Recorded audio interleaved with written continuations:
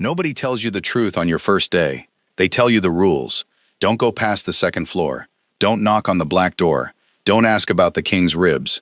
Rule after rule, like they were daring me to break one. I broke it on day one. Sue me. My name is Jiho, and I am an Omega, which in most of Busan means people expect me to be soft-spoken, easily startled, and grateful for scraps of kindness. I have never once been any of those things, and it has cost me exactly nothing I regret. I'd been hired 3 days ago as junior healer for the Doyun clan, the pack that runs half the port district and, if the rumors are true, most of the harbor's shipping contracts too. Officially, I changed bandages and mixed salves. Unofficially, I was the newest piece of furniture nobody had bothered naming yet. I have one strange gift, and it's the only reason I'm alive to tell you this story. I see grief. Not metaphorically. Actually see it. A color that clings to a person like smoke that never clears. Gray-blue and heavy, sitting on shoulders, wrapped around throats. Doctors call it intuition. My grandmother called it a curse with good manners. I call it useful, because it means I can walk into a room and know exactly who is lying about being fine. The head healer, a tired man named Byung-ho, handed me a tray on my third morning and told me to leave it outside the black door on the second floor, and absolutely not to knock. Whose room is that? I asked. Because I am incapable of leaving a mystery alone. The king's private wing. Byung-ho didn't look up from his ledger. He hasn't let a healer near him in 3 years. Leave it. Walk away. Don't be brave. I have never once, in my entire life, successfully followed the instruction, don't be brave. I carried the tray up. I set it down. And then I smelled it. Under the incense the clan burned to keep the hallway pleasant. Something sour and wrong. A wound left too long without proper care. My grandmother taught me that smell before she taught me to read. So I knocked. Nobody answered. I went in anyway, because apparently that's just who I am now. The room was dark, curtains drawn against a Busan afternoon that should have been full of sun. And in the low light, sitting up against the headboard like he'd been carved there and left to gather dust, was the biggest man I had ever seen in my life. And around him, so thick I nearly choked on it, the deepest gray-blue I had ever read off a living person. He looked less like grief and more like a storm that had forgotten how to end. "You're not Byung-ho," he said.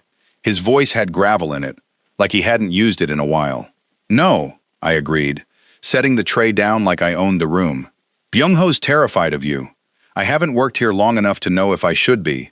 Ask me again next week." Something almost moved at the corner of his mouth. Almost. "The wound in your side is killing you," I said, because there is no elegant way to say a smell like that fills a room. "May I look?" No one looks at it. Then no one's doing their job. I was already rolling up my sleeves. I'm new. Nobody's told me yet which orders I'm allowed to ignore. He watched me the way you'd watch weather you couldn't predict, waiting to see which way I'd break. I didn't flinch when I peeled back the old dressing and found exactly what my nose had promised. A wound that should have closed months ago, kept open like a mouth still trying to finish a sentence. And that gray-blue haze around him, it moved toward my hands, like it recognized something. "What is your name?" he said, to my back, when I stood to leave. "Jiho." He said it slow, testing the shape of it, like a word he hadn't expected to like. "You don't know who I am," he said. "You're the man behind the black door," I said. "Who's going to need someone back tomorrow? Because that wound is going to feel worse before it feels better. And you're going to want the healer who isn't scared of your bad mood." I found out the next morning, when Byung-ho saw where I'd come from and dropped an entire tray of glass bottles, that the man behind the black door was Doyun, the alpha king of the entire clan, the strongest alpha on the southern coast, who had turned away every healer sent to him for 3 years straight. I hadn't known. If I had, I still would have knocked. I just wouldn't have said half of what I said. And I think that was the first thing about me he couldn't put down.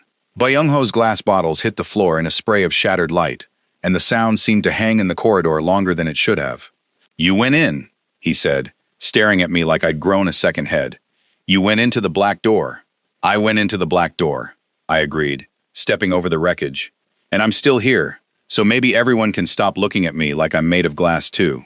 He didn't laugh. Nobody in that hallway laughed. Word must have traveled faster than I could walk, because by the time I reached the kitchens for tea, every pair of eyes in the room turned toward me at once, then away, like I was something you weren't supposed to look at directly. I ignored them and made my tea. I have found, over the years, that ignoring a room is often the fastest way to make it uncomfortable with itself instead of with me. A broad-shouldered man found me by the well before I'd finished my cup, scar through one eyebrow, tired eyes, the kind of quiet that comes from holding something heavy for a long time and not being allowed to put it down. "You're the new healer," he said, not a question. "Jiho," I said, because apparently I was going to be introducing myself to the entire clan, one alarmed face at a time. "And you are Taiyang, second to the king." He studied me, the way you'd study a bruise you weren't sure was healing wrong. "Do you understand what you did?" "I dressed a wound that everyone else was too scared to touch," I said, and took another sip of tea because my hands, annoyingly, wanted to shake, and I refused to let them. "I'll be doing it again, preferably before it kills him," which, no offense to your clan's medical standards, it was well on its way to doing. Taiyang's jaw worked. Whatever warning he'd walked over to deliver, he set it down without saying it, the way you'd set down something too sharp to hand over safely. "He let you back in," he said, mostly to himself. "He didn't have much choice. I don't ask permission to do my job." "That's not what I meant." Taeyang looked at me a beat too long. "He hasn't let anyone back in for 3 years. There it was again. That gray-blue haze, thick enough to choke on. And now a piece of information that didn't fit anywhere I could see yet. I filed it away, the way I file away everything I'm not supposed to understand until later." "Since who?" I asked. Taeyang's face did something complicated and closed like a door. "Come to the hall tonight. The king eats there when he's strong enough to sit up. He hasn't been strong enough in longer than I'd like to admit." A humorless flicker crossed his mouth. "If he is tonight, it'll be because of you. The clan will want to see who did it." I told myself I wasn't nervous walking back to the healer's quarters. That is the specific lie you tell yourself directly before discovering exactly how nervous you are. I still smelled him on my hands. Not unpleasant, just present. Warm skin and old bandages and something underneath that I couldn't name. Something that made the back of my neck prickle every time I thought about the way his eyes had tracked me across that dark room like I was the only steady thing in it. That gray-blue haze had reached for my hands like it recognized me. Grief doesn't usually do that. Grief usually just sits there, being grief. This had moved with intention. The way a starving thing moves toward food it's been smelling through a wall for years. I sat on the edge of my cot and pressed my palms flat against my knees, trying to shake the feeling that something in that room had looked at me and decided something, without asking either of us first. "Don't," I muttered to myself, in the empty room, which is a ridiculous thing to say to no one. "You've known him one day." My own advice has never once worked on me. I changed into the one shirt I owned that didn't have a bleach stain on it, because if the whole clan was going to stare at me tonight, I at least wanted to give them something worth staring at.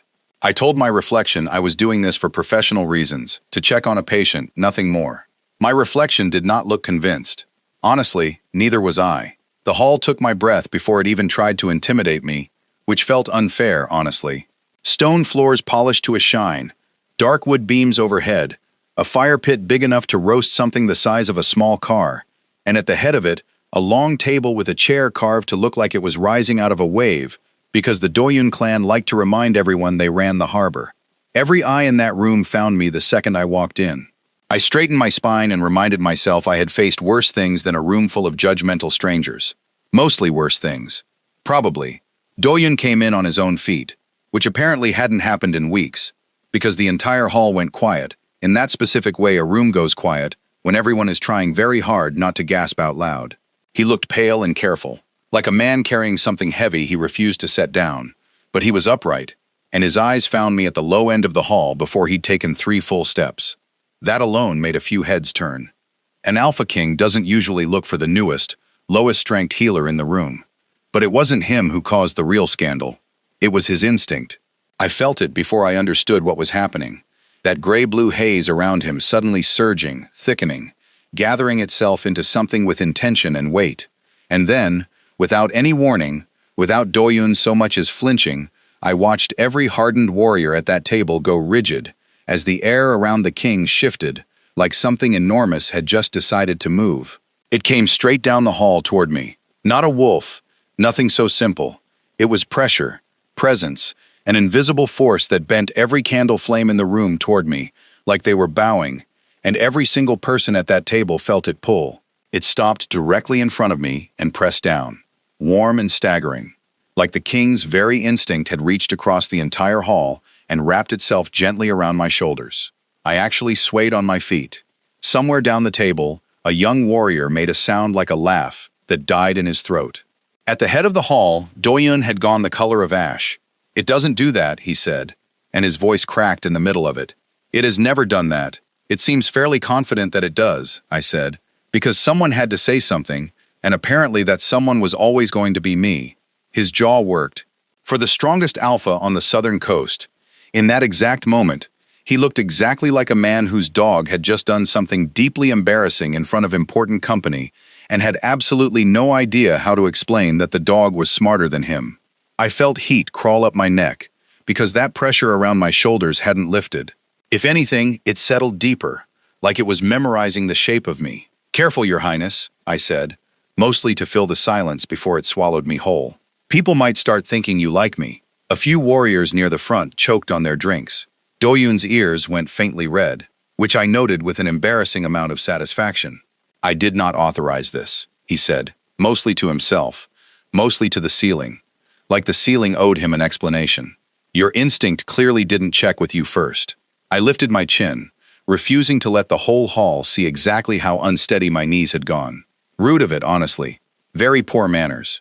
The pressure around me pulsed once, warm, almost pleased with itself, and I swore under my breath, because now I had to somehow survive an entire dinner with an invisible force apparently draped over me like a cloak, while its owner sat 3 seats away, pretending his whole body wasn't betraying him in front of his own court.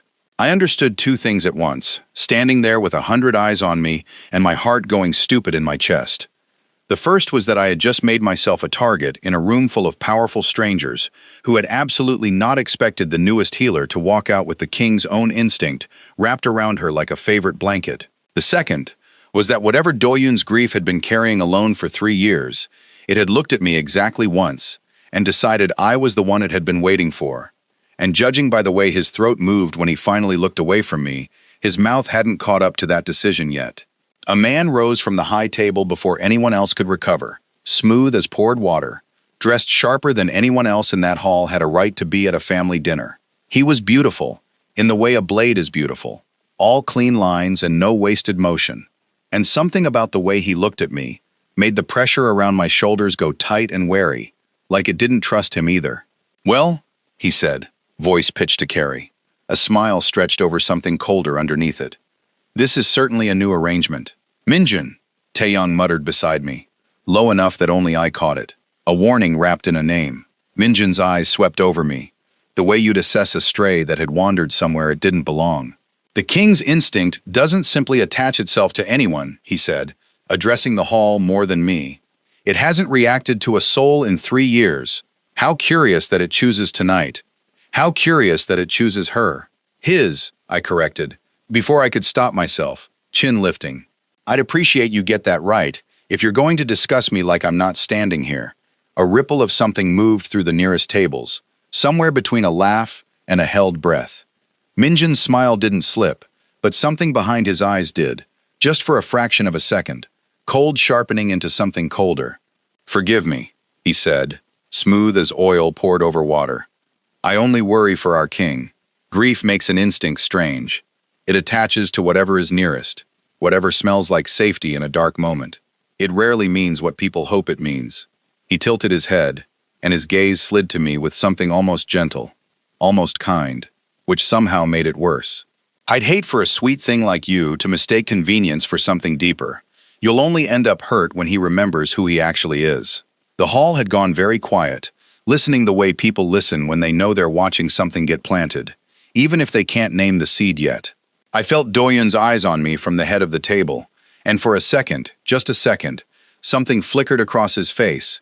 Doubt maybe, or the ghost of an old wound Minjun had clearly pressed on purpose. I refused to let that flicker win. "Funny," I said, keeping my voice light, easy, like Minjun's words were nothing more than a mild draft.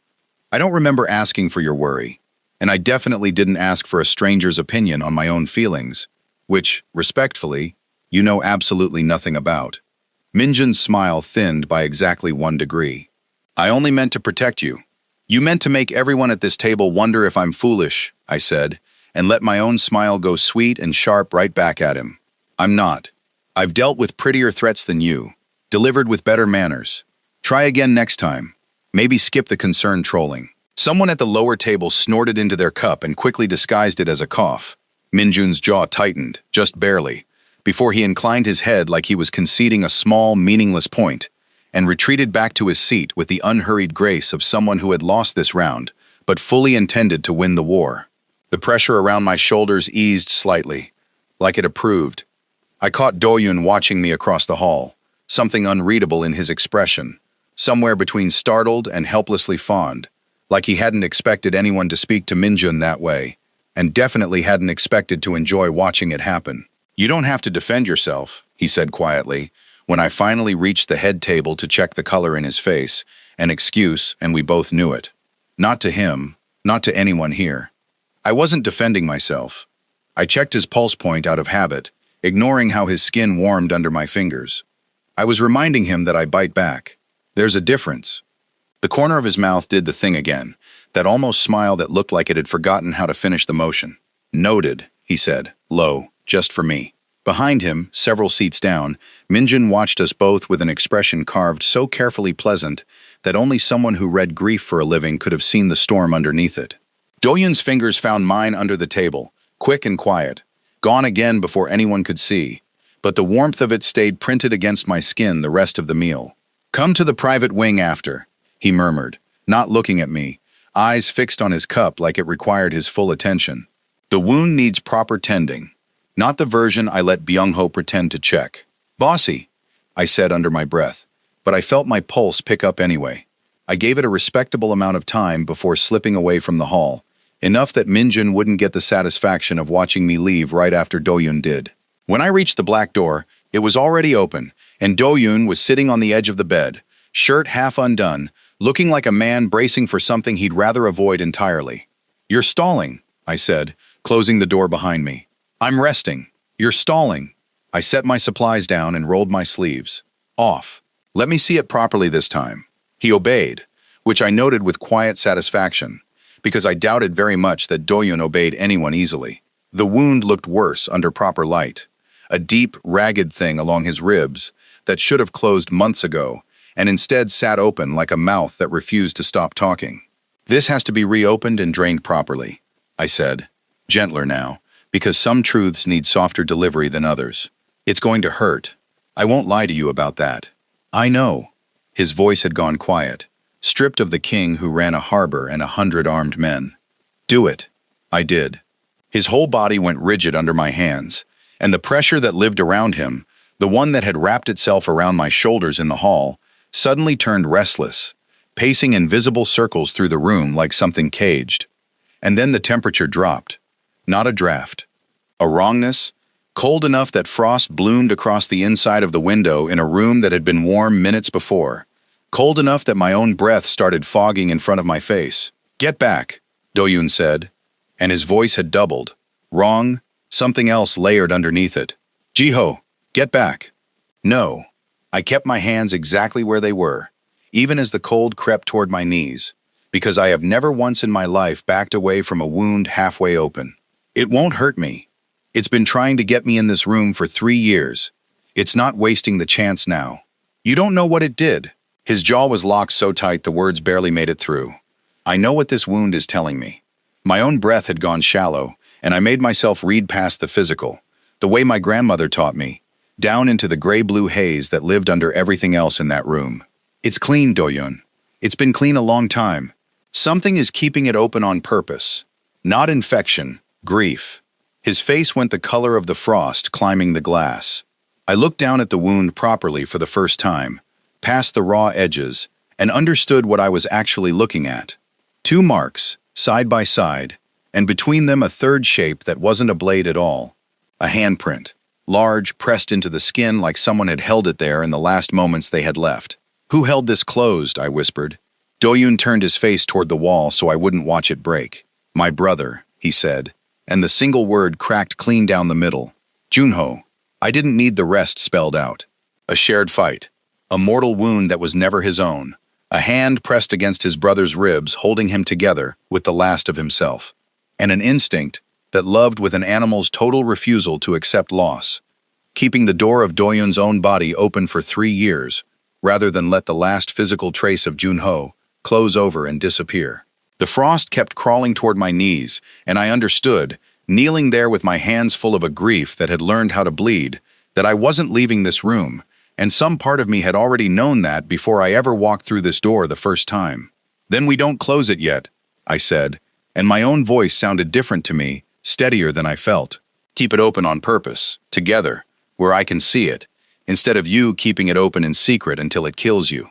You don't get to grieve him by dying slowly in a dark room, Doyun. That's not honoring him. That's just handing your clan 2 funerals instead of 1. The frost stopped its crawl toward my knees. "Junho held me together," he said, voice raw, barely above a whisper. "I have to hold something. I don't know how to stop. Then hold it with me watching." I kept my hand steady over the wound, even though the cold had sunk clean into my bones by then. "You don't have to carry it alone anymore. Just let me in the room." Something in the air shifted, the invisible pressure that had been pacing the walls slowing, circling back, settling low and warm against my spine like it had finally found somewhere to rest. The cold went out of the room all at once, and behind me, the king of the Doyun clan wept the way a man weeps when he hasn't let himself for 3 years. Silent, enormous, ashamed of it and unable to stop. I didn't turn around. Some things you give a person by not watching them do it. "There's an empty cup at your table," I said instead, to the wall, so he'd have something small to answer that wasn't the size of what had just cracked open between us. "Everyone pretends not to see it. It's his, isn't it?" "Yes. You should fill it sometime." I finished the dressing, hands never stopping despite the ache settling into my fingers. An empty cup says he's gone. A full one says he was here. He didn't answer for a long moment. When he finally spoke, his voice had come back into itself, rougher than before but steadier. "No one talks to me the way you do. That's their loss and your bad luck," I said, and sat back on my heels, cold stiff and worn out, and somehow more myself than I had felt in years. "I'll be back tomorrow." "Fill the cup tonight. That's not a healer's order." "No," I agreed, finally turning to look at him, at the wreck of a powerful man who had just let someone see him break for the first time in 3 years. "It's just advice you're free to ignore, like every other piece of good advice I've ever given anyone." The corner of his mouth did the thing it had forgotten how to finish. This time, it made it all the way there, small and real, and aimed only at me. I stood, knees protesting, and something in my chest had gone soft in a way I wasn't ready to examine too closely. Because I had walked into this palace 3 days ago as furniture nobody had bothered naming, and now I was standing in a dark room having just watched the strongest alpha on the southern coast come apart and put himself back together with my hands still on his skin. "Jiho!" He caught my wrist before I reached the door. Gentle, nothing like the grip I'd expect from a man his size. "Thank you for not looking away. Don't thank me yet." I glanced down at where his fingers wrapped mine, warm even after all that cold. "You still have to actually fill that cup. Talk is cheap, Your Highness." He huffed something that might have been the beginning of a real laugh, rusty from disuse, and let me go. I made it 3 steps into the corridor before I had to lean against the cold stone wall and breathe, because my heart was doing something reckless and unfamiliar, something that had nothing to do with grief or wounds or duty. "Slow burn," my grandmother used to say, is the only kind of fire worth trusting. The fast ones just burn the house down before you've had a chance to warm your hands. I was starting to understand exactly what she meant. Quick word before we continue. If you're invested in Jiho, Doyun, and whatever Minjun is quietly plotting behind that pleasant smile, hit subscribe now so you don't miss where this goes. Things are about to get messy. You won't want to scroll past it.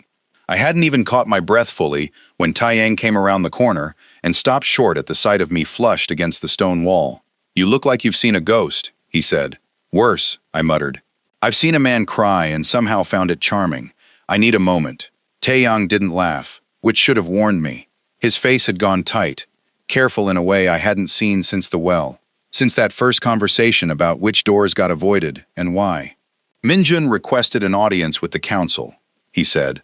"Tonight, he's telling them the king's instinct is unstable, that it attached wrongly, out of grief, and that you're taking advantage of a man not in his right mind. The warmth in my chest went cold so fast it almost hurt. That's a lie. I know that. Taiyang's jaw worked. The council doesn't. Half of them already fear what they don't understand, and an Alpha King's instinct, choosing an unranked healer, terrifies people who built their whole lives on hierarchy, staying exactly where it is. I pushed off the wall, temper rising hot and fast, the kind I usually kept leashed because losing it rarely solved anything. But there's a difference between losing your temper and refusing to be quiet while someone rewrites your story without your permission. Where's this council meeting? Jiho, don't. Where? He told me, reluctantly, and I walked there faster than my aching knees appreciated, straight past two startled guards who clearly hadn't been told what to do with an unranked healer, marching toward a closed session like she owned the floor. I caught the tail end of Minjun's voice through the door before I pushed it open, smooth and reasonable and utterly poisonous. Concerning, given how quickly this attachment formed. We have all seen grief make an alpha vulnerable to manipulation before. I only ask the council consider whether our king is being protected or exploited. Every head at that table turned when I walked in uninvited. Minjun's expression didn't so much as flicker, already composed, already ready. Exploited, I repeated, letting the word sit ugly in the air. That's an interesting choice, coming from the one person in this clan who spent every dinner since I arrived trying to convince everyone I'm a threat. Jiho. Minjun's voice went gentle, patient. The tone you'd use on someone you'd already decided was beneath reasoning with. This isn't personal. It's extremely personal, I said. You just told an entire council I'm exploiting a grieving man, in a room I wasn't invited to, about a conversation you weren't present for. That's about as personal as it gets. A ripple went through the older council members, uncertain, watching to see which way this would break. I only want what's best for our king, Minjun said, softer now, aimed at them and not at me. I have known him since we were children. I have watched him carry grief no one else understood, and I have watched healers come and go, each one certain they knew what he needed. None of them lasted. None of them told him the truth, I shot back. Maybe that's the difference. Or maybe, Minjun said, and here was the blow, delivered so calmly it took a moment to land. You're simply the first one clever enough to use his instinct as a shortcut into his bed and his title. Tell me, Jiho, when his instinct chose you in that hall, were you surprised? Or had you already learned exactly what a wound like his responds to? The room went silent enough to hear my own pulse in my ears. It was a small thing, one sentence, delivered with a smile, and it was somehow more violent than anything shouted could have been. Because it took every honest thing I had done and repainted it as calculation. And the worst part was, I watched two council members' faces shift, just slightly, toward believing him. That's enough, Taiyang said from the doorway, voice hard, but the damage was already sitting in the room like smoke that wouldn't clear. I looked at Minjun, at the calm, satisfied stillness under his concern, and understood with total clarity that I had just walked into a trap, built exactly for this moment, and I had walked in because I was too proud to let a lie stand unanswered. Some fires you can't win by being right. You can only win by surviving long enough for the truth to catch up. I opened my mouth to answer Minjun, to fight the poison with something sharp enough to cut through it, when the doors at the far end of the chamber slammed open hard enough to rattle the torches in their brackets. Doyen stood in the frame, still in the shirt he'd thrown on after I left his room, hair damp like he'd splashed water on his face to steady himself, and the pressure that lived around him had gone from restless to something closer to a blade drawn halfway from its sheath. The whole council rose out of habit before their minds caught up to what they were seeing. Say it again, Doyun said, quiet in a way that was somehow louder than shouting. What you just said to him. Say it to my face, Minjun. Minjun's composure cracked for exactly 1 second before he smoothed it back into place. My king, I was only raising a concern the council deserved to hear. I never meant disrespect toward you. You called him a manipulator. Doyun crossed the room slow, deliberate, each step landing with a weight that made two council members actually step back. You said he used my grief as a shortcut into my bed. I only meant to protect what's left of this family, Minjun said. And there, finally, a thread of real desperation slipped through the calm. Junsho would have wanted someone to watch over you. Someone who has known you your whole life. Not a stranger who walked in off the street 3 days ago. And there it was. Not ambition, not cruelty for its own sake. Grief wearing a much uglier coat than mine had ever worn, jealousy dressed up as loyalty, a man who had loved Doyun's family so long he couldn't stand watching someone new be let in where he'd never quite managed to fit himself. I felt something in my chest loosen slightly, understanding arriving even through the anger. "I don't need protecting from him," Doyun said. "I needed protecting from the wound your silence let me bleed from for 3 years." "Where was your concern then, Minjun? When I sat behind that door rotting, and you brought me reports instead of asking if I was still breathing?" Minjun's mouth opened, and nothing came out. "I have known grief make people cruel," Doyun said, softer now, and something in his voice cracked right down the center. "And I have known it make people cowards. I did not know until tonight that it had made you both." The council chamber had gone utterly still, every person present watching a king they'd never seen speak this plainly, to anyone, about anything. Doyun turned from Minjun to me, and the shift in his face was almost violent in its gentleness, like he'd spent every ounce of anger he had, and had nothing left for me but everything soft underneath it. "I should have come the moment I heard where this meeting was happening," he said. "I'm sorry it took me this long."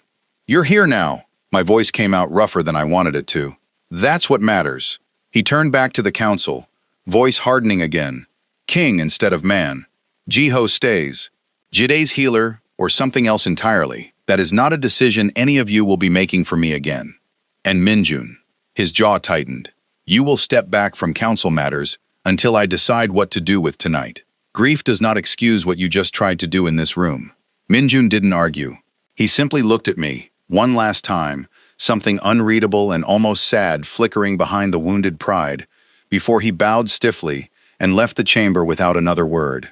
I stood there, heart still hammering, watching the man who had turned away every healer for 3 years defend me in front of the people who governed his entire clan. "Come with me," Doyun said, quiet again, "just for me. Please." I followed him out of that chamber and into the corridor, and neither of us said a single word until the heavy doors closed behind us, sealing away the council and Minjun and every ugly thing that had just been spoken. He stopped in the empty hall and turned to face me fully, closer than he'd ever stood before, and the pressure around him wrapped gently around both of us at once, like it finally had permission to stop waiting. The corridor was quiet except for the low hum of torchlight, and Doyun stood close enough that I could feel the warmth coming off him, close enough that the pressure wrapped around us both felt less like an instinct and more like something holding its breath. "I meant what I said in there," he said, "about you staying. But I want to ask you properly. Not as my healer, not because my instinct decided something before I did. Doyun, let me finish." His voice wavered, just slightly, the king peeling back to show the man underneath, the one who had cried in a dark room with my hands still on his ribs. "I have spent 3 years thinking I didn't deserve to want anything again. That wanting things was how you lost them. Junho held me together with his own hands, and I decided the only way to honor that was to never let anyone hold me again. And now? Now I think he'd be furious with me." A rough, real laugh escaped him. "He'd tell me I was an idiot for making grief into a cage. He'd have liked you. He'd have told you within 5 minutes that you talk too much and mean every word of it, and he would have meant it as the highest compliment he knew how to give." My throat went tight in a way I wasn't prepared for. "I don't do things halfway," I warned him, even as my voice softened past the point of actual warning. "If I stay, I'm not staying quiet.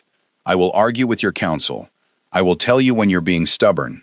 I will absolutely fill that second cup myself if you forget again." "I'm counting on it," Doyun said, and reached for my hand, slow enough that I could have pulled away if I wanted to. I didn't want to. His fingers wrapped around mine, warm and steady, nothing like the desperate grip of a man drowning, more like someone finally allowed to hold something without fearing he'd break it. "Stay," he said, "not as a healer. Stay as mine, if you'll have a broken king who took 3 years too long to ask." I looked at him, at the exhaustion and hope tangled together on his face, and thought about the black door I wasn't supposed to open, the tray I wasn't supposed to leave without knocking, every rule I'd broken in less than a week, because I have never once been good at leaving a wound untended. "I told you the first night I hadn't learned yet which orders I was allowed to ignore," I said. "I've decided I'm ignoring this one too. You don't get to be alone in that cold room ever again. That's not a healer's order. What is it then?" "Just good advice," I said, letting him see me smile. that you're not free to ignore. He laughed. Properly this time, warm and unguarded. And it was the best sound I had heard since I arrived in that clan house 3 days ago, as furniture nobody had bothered naming. He kissed me then, careful at first like he was asking a question with his mouth instead of words, and I answered by curling my fingers into his shirt and kissing him back, like every sharp thing I'd said all week had just been leading here. It was soft and searching, and far too brief, the kind of kiss that felt like a promise rather than a performance. And when we finally broke apart, his forehead rested against mine, both of us breathing like we'd run somewhere together. "Everyone is going to talk," I warned him, still smiling. "Everyone already talks," he said. "Let them talk about something worth gossiping over for once." Word moved through the clan house faster than either of us could have predicted, and by the time the sun rose properly over the harbor, the whole Doyun clan knew their king had chosen his healer, publicly, without shame, without letting a single council member decide it for him. Minjun kept his distance, humbled and quiet, and though it would take longer than a night for that wound to fully close, Doyun made sure he wasn't cast out entirely, because grief, dressed as cruelty, still deserved a chance to unlearn itself. The second cup at the head table stayed full every single night after that, and every meal opened with Junho's name spoken out loud, so no one in that hall ever mistook grief for something worth hiding behind a closed door again. Months later, I stood in a healer's wing twice the size of the one I'd started in, training 2 new apprentices who looked at me like I'd invented healing itself, though truthfully, I'd only ever done what anyone with working eyes and a stubborn streak should have done from the start. I sent the younger one to the black door on his 4th day, tray in hand, told not to knock. He knocked immediately. Of course he did. I chose him for exactly that reason. Doyun found me there in the evening light, slipping an arm around my waist, like it belonged there, because by then, it did. "Regrets?" he asked, the way he always did, half joking, half genuinely needing to hear the answer. "None," I said, leaning into him. "Best mistake I never technically made." He pressed a kiss to my temple, and the pressure that had once paced a dark room in restless grief now simply rested, warm and settled, wrapped around the both of us, like it had finally found exactly where it belonged. And so had I. Thank you so much for sticking with Jiho and Doyun all the way to the end. If you loved this one, hit that subscribe button so you never miss the next intense, emotional, twist-filled story dropping soon. There's always another door somewhere waiting to be opened. See you in the next one.